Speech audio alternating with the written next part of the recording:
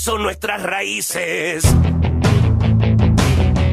¿Cuáles son nuestras raíces si soy un árbol podado? Si somos cantos rodados, si somos las cicatrices, si somos los infelices que no son de ningún lado.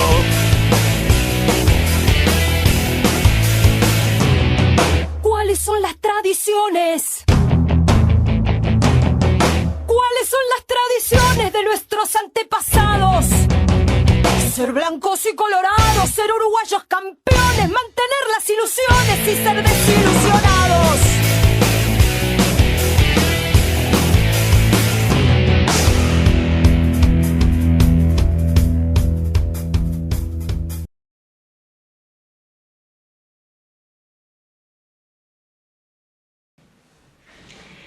Bueno, muchas gracias por la invitación y lo primero que quería era felicitarlos por la pregunta, porque realmente fue una, no sé a quién se le ocurrió, pero muy buena, hace pensar muchísimo.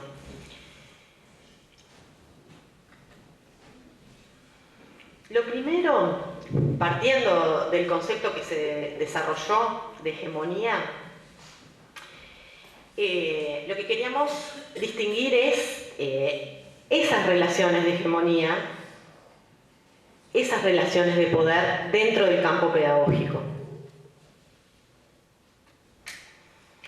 Cabalús caracteriza al campo pedagógico como un escenario de luchas internas en que los distintos grupos de intelectuales, académicos, profesionales, trabajadores e instituciones se enfrentan por configurar nuevas relaciones de poder, por establecer jerarquizaciones, por lograr hegemonía.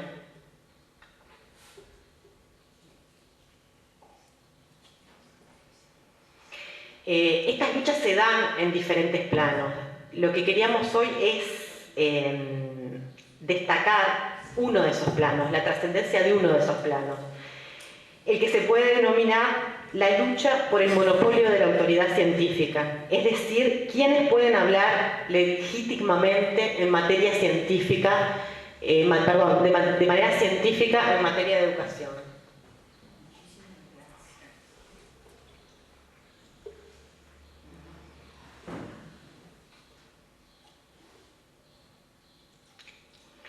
Monopolizar este plano implica tener poder para imponer paradigmas, teorizaciones, conceptualizaciones y por lo tanto direccionar prácticas. ¿Cómo aterriza en los sistemas educativos esta autoridad?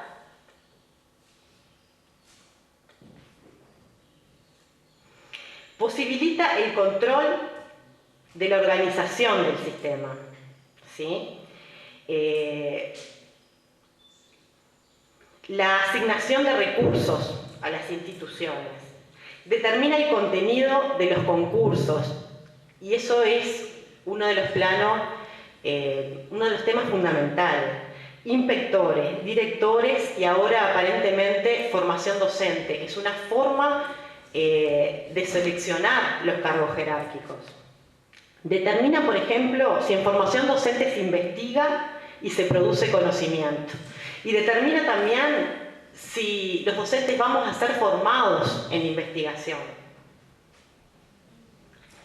Le está dado definir para qué investigaciones y prácticas habrá recursos. Por este medio también se construye la agenda. ¿Sí? ¿Cuáles son los temas de interés en materia pedagógica? Se hace foco en determinados temas, se invisibiliza a otros y también se proponen las soluciones. Se acota qué publicar y qué no publicar. Es decir, se decide de qué se habla y de qué no se habla en materia educativa. El monopolio de esta autoridad científica permea todo el sistema educativo y llega hasta nuestras instituciones y a las prácticas educativas. ¿De quién es patrimonio esa autoridad hoy por hoy? ¿Quién tiene esa hegemonía? Es una cita de Cabalús, del mismo autor. Planteado en términos generales, el monopolio de la autoridad científica en el campo pedagógico parece estar asociado a agencias internacionales como la OCDE, el Banco Mundial, el Fondo Monetario Internacional, la UNESCO, quienes orientan reformas educativas.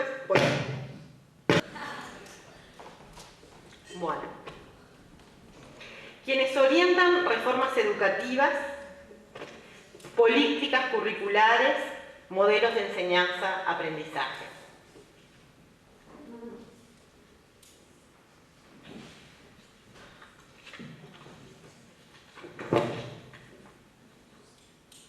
Estos organismos se encuentran representados en cada país por profesionales rentados, universidades, grupos y fundaciones. Investigan, publican y difunden información generando prácticas y discursos dominantes. Pero estas agencias, acuerdan directamente con los estados, sus políticas educativas. Y esto es la producción, la distribución y la apropiación de conocimientos.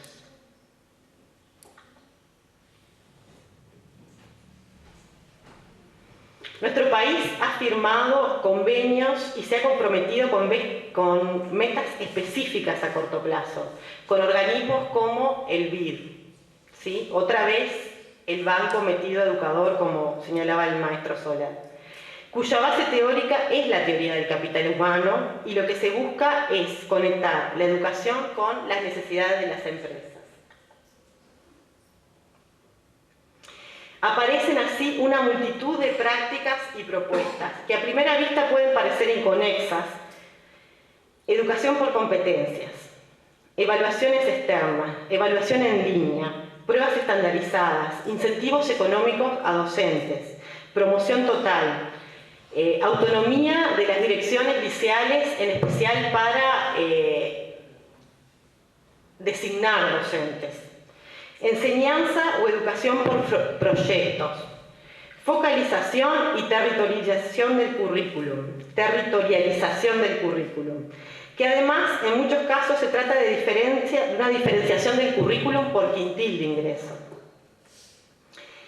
El Ministerio del Interior y también el Ministerio de Industria y Energía, ¿sí?, hace competir centros de educación media por un premio en efectivo. Evaluación y educación socioemocional, escuelas charter y exoneraciones fiscales a empresas que financian una propuesta u otra, ¿sí? Aunque todas esas prácticas no parezcan en primera instancia conectadas, estamos inmersos en una reforma educativa que se ha proyectado para toda Iberoamérica, ¿sí? Se trata de una intervención de la educación, en definitiva. Y toda la autonomía parecería estar amenazada. La autonomía de nuestro país para diseñar sus políticas educativas, la autonomía del gobierno de la educación, la autonomía técnica, la autonomía programática y la libertad de cátedra. Una de las formas que se nos ocurre como más importante para empezar a trabajar o para empezar a construir contrahegemonía sería categorizar esta reforma, ¿sí?, clasificarla. Y para eso podemos recurrir a Saviani, que es algo que una forma de clasificación que la mayoría de los docentes maneja. Bueno, recurriendo a Saviani se puede reconocer, ¿sí?, fácilmente en toda esta multitud de propuestas que se encuentran en circulación elementos de la escuela nueva y de la escuela tecnicista. Saviani, recordemos lo que plantea Saviani respecto a la escuela nueva o pedagogía nueva. La caracteriza así: desplazó el eje de la cuestión pedagógica del intelecto hacia el sentimiento, del aspecto lógico hacia el sociológico, de los contenidos cognitivos hacia los métodos o procesos pedagógicos, del profesor hacia el alumno.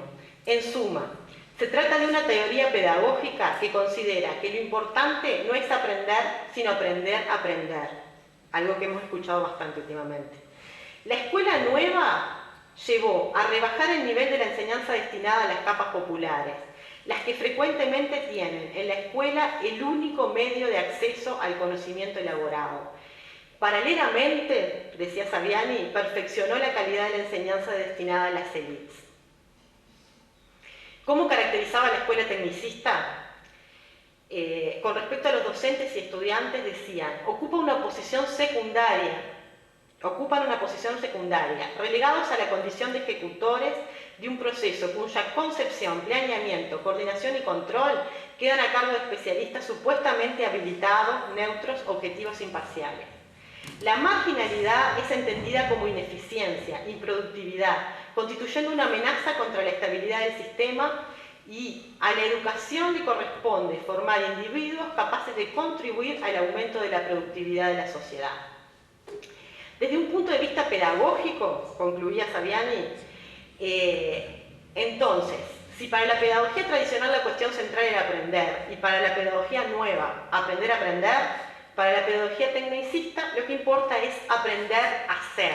Aprender a hacer aparece con esas palabras, creo, además, en documentos como los perfiles de egreso por competencias del CES. Este discurso, el discurso que acompaña a ese conjunto de prácticas que las pusimos en una misma bolsa porque dijimos que formaban parte de un todo, una reforma como un todo, son prácticas, algunas de ellas son prácticas ya, y propuestas corresponde a la escuela nueva, al discurso, pero presentan elementos de control, de subordinación y de objetivos propios de la escuela tecnicista. Estas tendencias son mostradas como propuestas novedosas y atractivas, resistidas por educadores esclerosados en prácticas obsoletas.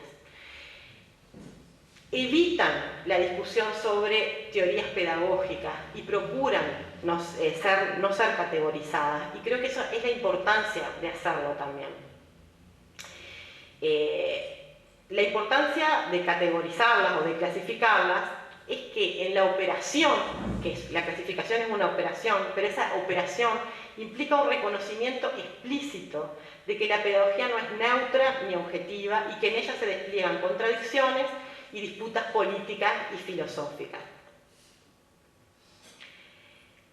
En este panorama habría que tomarse un momento o habría que hacer un quiebre para pensar entonces, bueno, ¿qué es el patrimonio de la educación pública? ¿Qué reconocemos nosotros como patrimonio?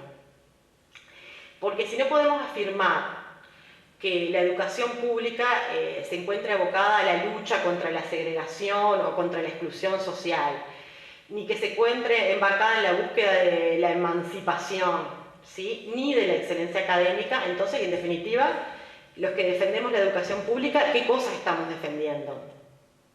¿No? Y como primer punto de lo que defendemos es que la educación es un derecho humano fundamental. A veces incluso repetimos cosas de la esfera económica y debatimos si se trata de un gasto o una inversión. Yo creo que en la esfera pedagógica no nos corresponde discutir si es gasto o es inversión. Es un derecho humano. Y la noción de derecho se opone a la noción de mercancía. La educación no puede ser un artículo de mercado, no puede comprarse y no puede venderse. Y quienes defendemos la educación pública es una de las primeras cosas que rescatamos. Ahora, ¿qué atenta contra este derecho? Podemos mencionar factores externos y factores internos.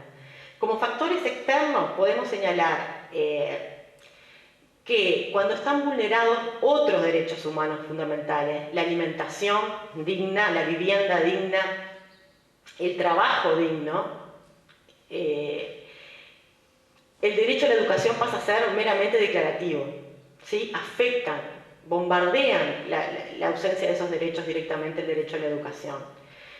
Pero hay factores internos a la educación que también atentan contra ese derecho.